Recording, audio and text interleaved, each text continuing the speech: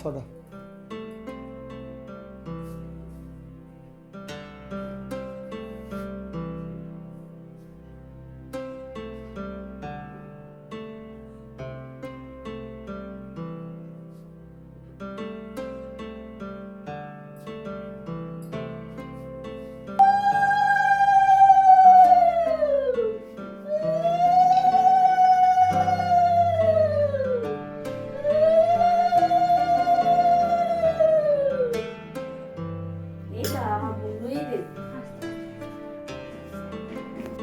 নমস্কার, কেমন আছেন সবাই?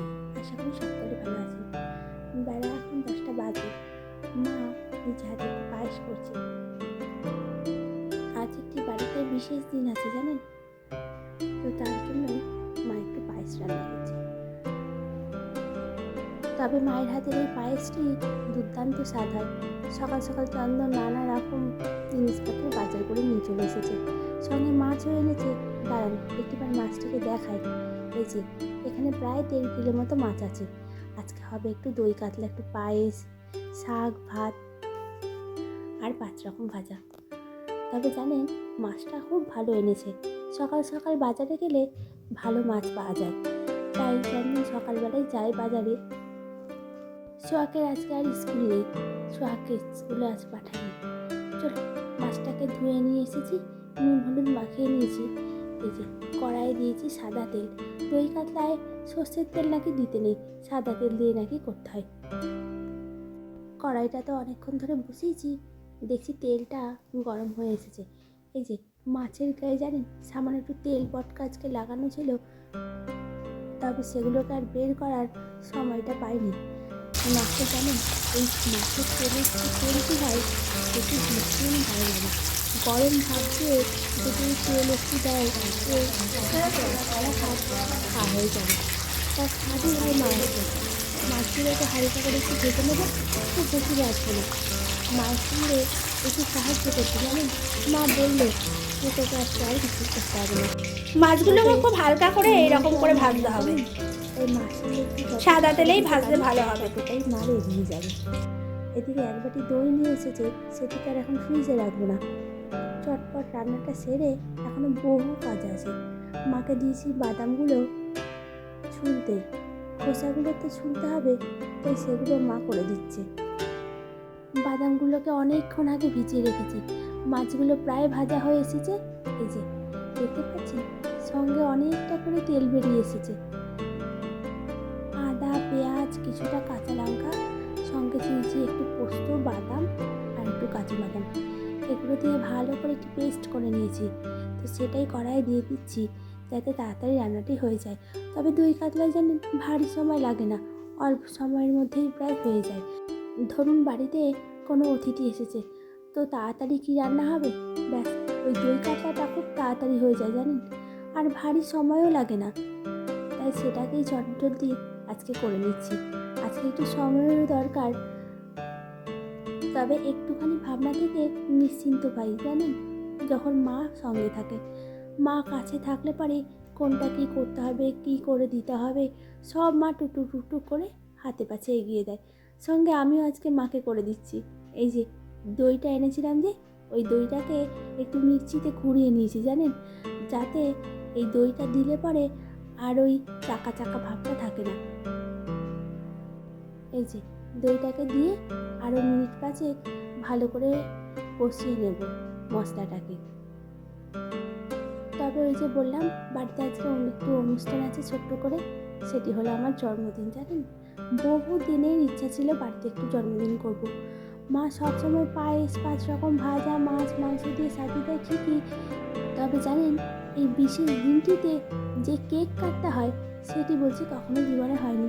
তাই আজকে সোহাগের একটু আবদারেই একটি ছোট্ট কেক নিয়ে এসেছে জন্ম, সেটাকেই একটু কাটা হবে।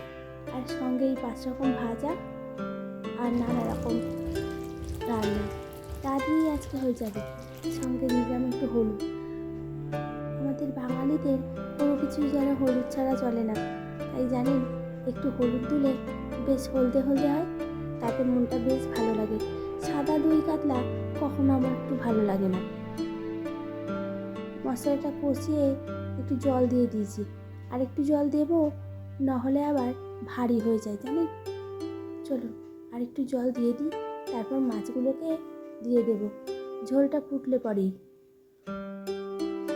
ঝোল ফুটে গেছে, এবার এক এক করে মাছগুলোকে দিচ্ছি। সোহাগ জানেন আজ 2 দিন ধরে বলছে তোমার জন্মদিনে একটু কেক কাটা হবে।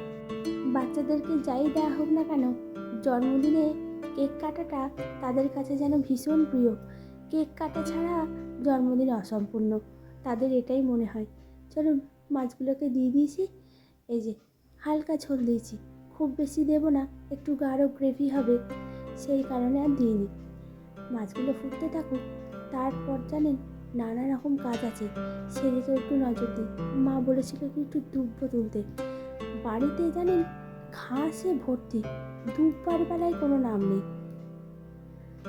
বিশেষ বিশেষ দিনগুলিতে আশীর্বাদের জন্য যখন দুব্বার প্রয়োজন হয়, তখন জানেন বাড়ির চতুর্দিকটি খুঁজতে থাকি, কিন্তু এই দুব্বা ঘাসের মেলা ভার।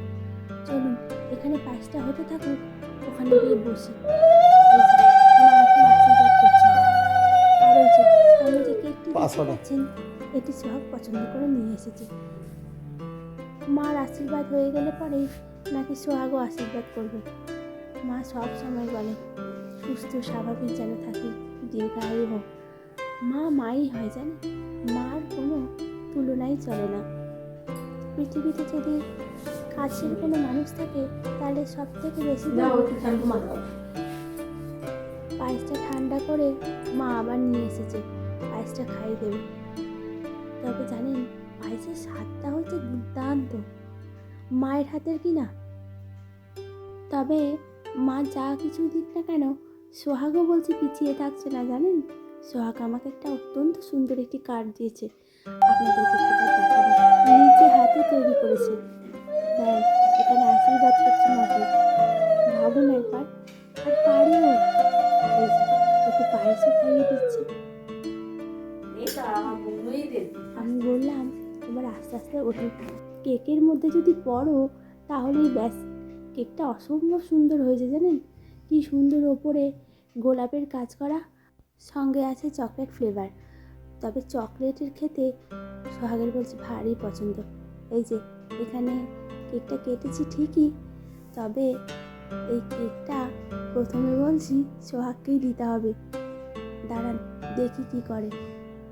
বাহ, জন্মদিন নাকি যার, তাকেই নাকি আগে প্রথমে খেতে হয়। ওই যে বলেছিলাম আপনাদেরকে কার্ডটি দেখাবো, দাঁড়ান। এই যে এই কার্ডটি দিয়েছে, লাল রিবনে বাঁধা। দাঁড়ান, সামনে একটা ছোট্ট ঘর রেখেছে, সঙ্গে একটি গাছ, আর মাথার ওপরে সূর্যি মামা আমাদের বাড়িটিকে যেন সুন্দর করে আলো করে রাখে। দাঁড়ান খুলে দেখি ভেতরটিতে কি আছে। তবে গাছ আর বাড়িটা বলছে অসম্ভব সুন্দর রেখেছে। চলুন দেখি ভিতরে কি আছে। তবে জানেন ছোট্ট হাতে এত সুন্দর করে এঁকেছে, আরে বাপরে দেখেছেন, নানা রঙের ফুল। এই ফুলগুলো জানেন নিজে হাতে করেছে, একটু একটু করে রং করে দিয়ে তার মধ্যে আবার কেটেছে। ছোটোবেলা আমরাও এরকম করতাম জানেন, স্কুলটিতে। সঙ্গে আবার ছোট্ট হাতে আই লাভ ইউ মা, হ্যাপি বার্থডে মা। অসম্ভব সুন্দর লাগছে। দাঁড়ান কার্ডটিকে একটিবার খুলি, ভেতরটিতে যদি আরও কিছু থাকে সেটাও আপনাদেরকে একটিবার দেখাবো। তবে কার্ডটি এত সুন্দর করেছে, সে আর না দেখিয়ে উপায় কি বলুন। এই যে ছোট্ট একটা লাভ, তার সঙ্গে মা হ্যাপি বার্থডে, চতুর জায়গায় ছোট্ট ছোট্ট করে লাভ ইউ। তবে জানেন এই যে নিজে হাতে এরকম গিটিস কাট করা আমাদের ভীষণ ভালো লাগে।